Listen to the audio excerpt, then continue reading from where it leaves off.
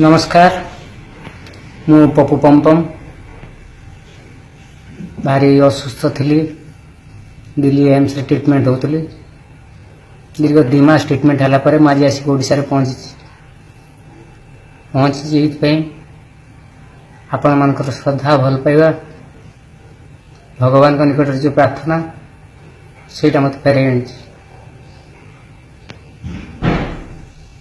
doctor मान कहते बहुत असुविधा भितर अच्छी देह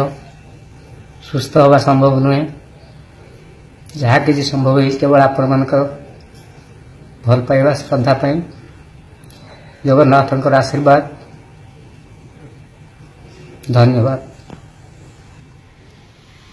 नमस्कार मु पप्पू पमपम भारी असुस्थ थी